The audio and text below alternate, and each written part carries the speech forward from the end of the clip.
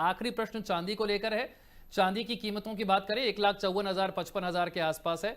14 से 17 अक्टूबर के बीच all time high पर 1,78,000 पर थी। हमने इस पर कई बार चर्चा की है कि इंडस्ट्रियल डिमांड कैसे बढ़ रही है, ईवी में डिमांड बढ़ रही है और डिफेंस इक्विपमेंट में डिमांड बढ़ रही है, मिसाइलों में भी इस्तेमाल होने लगी है चांदी। चांदी की डिमांड को लेकर आपका यहां से आगे क्या कहना है? 2026 के अगले 6 महीने जो हैं पहले, वो आपने बताया कि बड़ी आर्थिक मंदी की तरफ जा सकते हैं।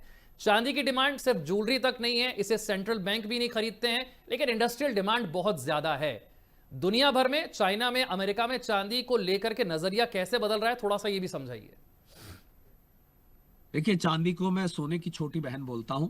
अगर सोना बड़ा भाई है तो चांदी साथ साथ चलती है। सोना चलता है, चांदी चलती है। वो स्त्रीलिंग को जोड़ता है, इसलिए मैंने बहन कह दिया उसको। तो बिल्कुल साथ साथ चलती है। लॉन्ग टर्म में सोने और चांदी की कीमतें अलाइंड रहती हैं। शॉर्ट टर्म में, जैसा कि आपने कहा, इंडस्ट्रियल डिमांड घटती बढ़ती है उसके साथ, और चांदी में स्पेकुलेशन बहुत होता है। और अभी तो एक आपको शायद नई जानकारी मैं दे दूं, अगर आपके चैनल ने अभी तक इसको नहीं चलाया है तो, कि अब चांदी के अगेंस्ट भी जैसे सोने के अगेंस्ट आपको लोन मिलते हैं, कैश फॉर गोल्ड, आपने देखा होगा जगह जगह बोर्ड लगे बिल्कुल। होते हैं। चांदी के भारत में तो अगेंस्ट बहुत भी बड़े अब पैमाने एक पर हो रहा है प्रावधान ये। लाया जा रहा है।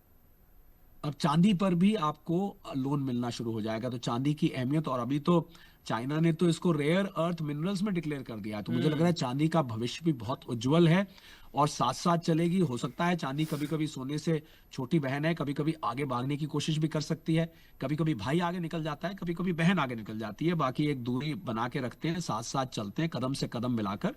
और चांदी की इंडस्ट्रियल डिमांड एक फालतू फैक्टर है। मुझे लगता है लॉन्ग टर्म में जो भी हमें इस समय सुन रहे हैं विशाल, उनको मैं सलाह दूंगा कि आप लॉन्ग टर्म इन्वेस्टर बन के आइए। अपने इन्वेस्टमेंट एडवाइजर से, फाइनेंशियल एडवाइजर से सलाह करिए। हम लोग एक न्यूज एनालिसिस कर रहे हैं जो उन फैक्टर्स का, पर ऐसा लगता है कि लॉन्ग टर्म में सोना और चांदी दोनों अंडरटोन अभी भी बुलिश है। लॉन्ग टर्म में आपको इससे नुकसान होने के चांस बहुत ही ना के बराबर हैं। आप 2 साल 3 साल इसको लेकर रखें, छोटी मोटी करेक्शन से घबराए नहीं और थोड़ा थोड़ा करके इन्वेस्ट करें। ये मंत्र मैं हमेशा जपता रहता हूं जब जब आपसे बात करता हूं, और मैं अभी भी जपने से नहीं हिचकिचाऊंगा विशाल। बहुत बहुत शुक्रिया। आपका गला खराब था शरद जी, फिर भी आपने वक्त दिया हमें और इतना बढ़िया एनालिसिस किया। हमारे दर्शकों को बहुत कुछ जानने को मिला होगा, आई एम श्योर। बहुत बहुत शुक्रिया आपका हमारे साथ जुड़ने के लिए। छोटा